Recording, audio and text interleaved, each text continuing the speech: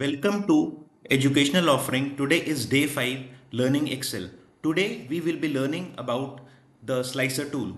If I have this kind of a data and I want to filter it on multiple fields like gender or location, in this case, first of all, I will be needing to select this data. We will select this data and then I will be pressing a Control T. Once I press Control T, this will convert it into table.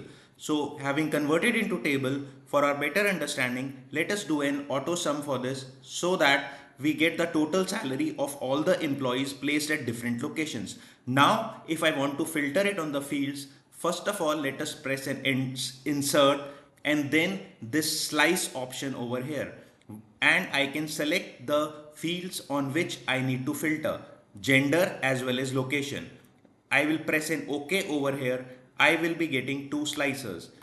Now, just to place it in a better way, what I need to do is I can select a particular thing and I can resize it like this and I can place it say over here.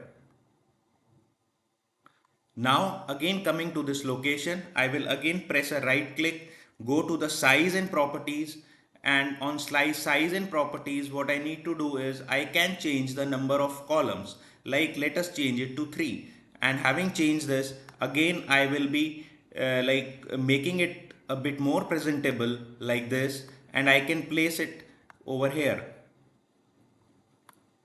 and I can make it a bit bigger for better visual appeal.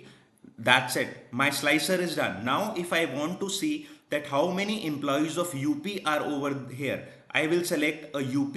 So I will get all the employees of UP and their salary. If I further want to go to how many employees are in UP and are female, so I will select a female. So female employees of UP, and here you can see I can get the salary changes accordingly. If I want to clear my filter, I can press a clear filter option over here like this, and I will be clearing the filters to get all the data. Similarly, if you want to see all the employees of say Punjab, so I will be selecting a Punjab over here. Accordingly, the salary gets changed.